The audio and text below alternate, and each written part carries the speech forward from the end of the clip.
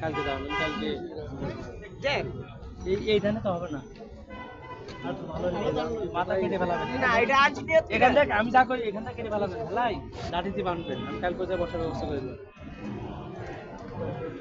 নিয়ে স্যার দায়িত্ব কিটা আছে আমার আমার মনে হয় আপনার এভাবে এখানে থেকে কষ্ট করা ঠিক হচ্ছে না, বাড়িতে চলে যান।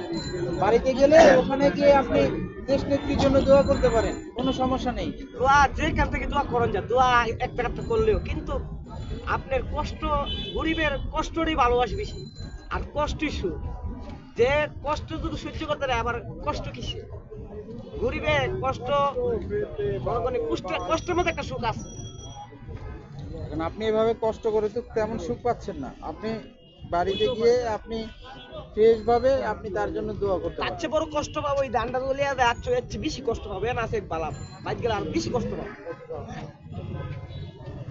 গান্ধী কোথায় গেছে ধান আনছেন কোথা থেকে?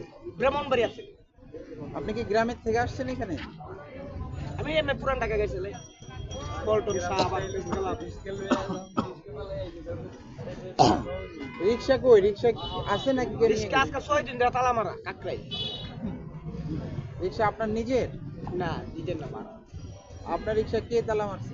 আমি তালা মেরে তে উঠছি ও আচ্ছা, না আছে না আছে পাইটা আল্লাহ জানে তাহলে মালিক আপনাকে আবার জরিমানা করবে না? না এটা তো করবে এরপর দুমু চালায়া সমস্যা নেই আপনি আপনি চলে যান, বুঝতে পারছেন? আপনি এখানে কষ্ট করেন না, বুঝলেন না ভাই? জান্নাত দিয়া মানুষের যাবো। কষ্ট দেখলে খারাপ লাগে। জবান দিচ্ছি দান্ডা দিয়ে আমি যাবো আপনি আসবেন না যাবে রিক্সা আপনি তো এখন আসবেন আপাতত। রিক্সা আছে নিয়ে চলে যান এই যে মিডিয়া বাইরে ই করেছে প্রচার করতেছে এটা আপনার মোবাইল নম্বর দিয়ে দেবো ওখানে আপনি কথা বলেন আপনি এখানে কতদিন হলো আসেন কেন আসেন এখানে তো আপনি এই যে সোয়া লইছি আমাদের নেত্রিকা হাসপাতালটা ভিতর তো আর যাইতে পারিনি এইখান থেকে সোয়া হাসপাতাল দেখতেছি এটিও আমার মনে সান্ত্বনা লাগতেছে সেই কারণে সামাজিক যোগাযোগ মাধ্যমে তো গুজব চলছে সেই ভয়ে কি এখানে আছেন যে কোনো যেন গুজবে কেউ না কান না দেয় সেই জায়গা থেকে আপনি এখানে আছেন সামাজিক যোগাযোগ মাধ্যমে তো গুজব ছড়ায় বিভিন্ন ভাবে বিভিন্ন কথাই বলে আপনি কি কি কি বলবেন আর কি? আপনি যারা আমাদের খালেদা জিয়াকে মিথ্যা গজব ছড়াইবে তারেক রহমান জিয়াউর রহমানকে নিয়ে খালেদা জিয়াকে তাদেরই বাংলার জনগণ একটু ছাড় দিবে না কোনো গজবে কেউ কান দিবেন না যে নিজের কানে শুনবেন তারপর শুনবেন আর যে গজব ছড়াবে তার কোনো ছাড় নাই বাংলার জনগণ তাকে ছাড় দেবে না।